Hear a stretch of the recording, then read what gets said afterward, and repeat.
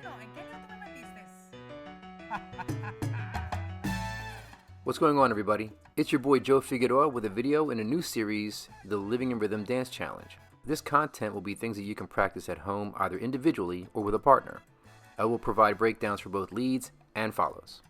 This video series is intended to show you how mastering certain footwork will give you near limitless options on the dance floor. So take this chance to subscribe and ring the bell because we're starting right now.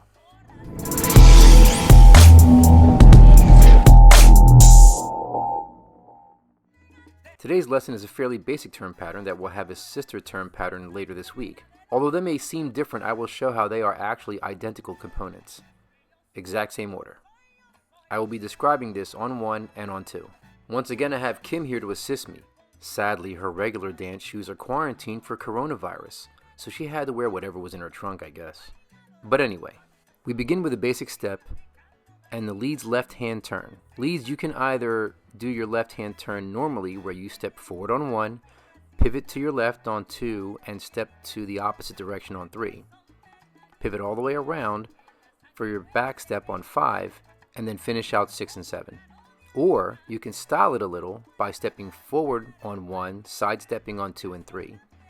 Then stepping to your right toward your partner on 5 with your right step. Like when someone makes a sudden movement as you're turning away and you quickly glance back at them. Then going back to your left on 6 and 7 to complete the turn. Either way will put you in the same place. Follows for you also a basic step, or you could style with a little side step on 5, 6, 7 during the lead's turn. After the lead is back around to face the partner, break forward to step toward the follow. Pick up the left hand on the way in so you are in a normal 2-hand hold position. Create a clear high and a clear low, as you can see here. Now here's what I do. Since I know that most of the follow's lead comes from the middle, I use my low hand hold like it's a rope tied around her waist. I'm pulling on the rope to guide her forward on her left on 5. That would be 2 if you're dancing on 2 follows. I always want to provide 2 things for my partner on the dance floor. First is preparation, then direction. You can see I gave her her prep back on 1, 6 if you're dancing on 2. Next, I gave her a path to move past me during that 1, 2, 3. I then used my left hand low at her middle to pull or tug her forward, past me. Once she has stepped forward, I can then begin executing whatever movement I want. Here, it's an inside turn. But before we get to that, leads, you can also, if you want, offer a quick caress over the follow's head here. I chose to do this on 3. I begin to raise up my hand so that by the count of 3, it is over the follow's head. In this case, what I'm doing here is bringing her to me, so I don't have to reach so far forward. Instead, as she is stepping forward on 3 because of the tug I gave, I'm able to easily pass the hands over her head, to her shoulder on the opposite end.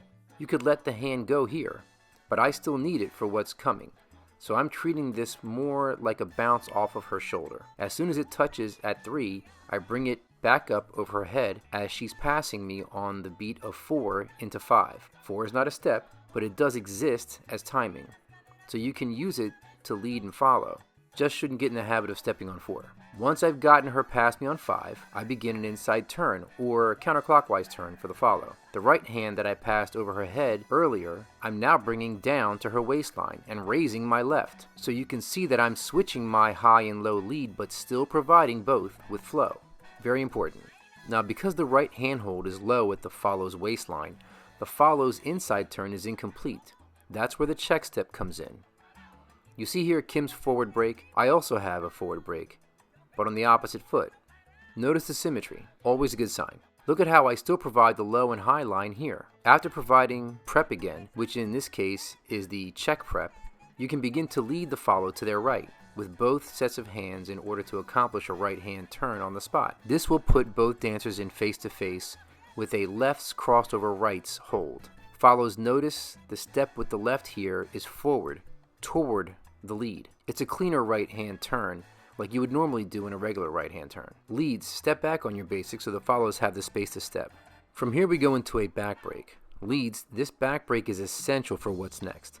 You are using this back break to create a rubber band effect or stretch effect in the body and hands. This informs the partner that direction is being changed. Pass your left hand over the head while having your right rest at the shoulder. You can then use that right hand at the shoulder to guide the partner out on 6 after we wait for them to take that step back on 5. 2 if you're dancing on 2. Now what I would do, as you can see here, is use the contact I'm getting from her when she steps back on her left. When she does so, I feel her shoulder and back connect with my forearm. All contact is usable, leads. So when I feel her back connect with my forearm, I kind of flex my arm in order to guide her back from whence she came. Whence is a word, look it up. So you send her back to her original spot. This movement is sometimes referred to as a cumbia or enchufe. Leads, this is a perfect step to practice conditioning. So we can do it twice and then change it the second time. The lead's footwork is a back break twice. The second one, however, you will pivot to your right on the count of 2 into 3, 7 into 1 if you were dancing on 2. You can choose to pass one hand over the head or both at this point.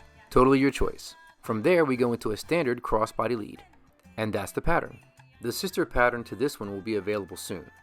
I'm starting a new idea called Office Hours, where I will be online for 30 minutes at 7:30 in a live chat to answer any questions that you have about these turn patterns or any other dance questions that you might have for salsa and bachata.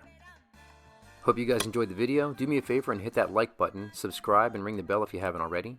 See you in the next one, and remember, keep dancing.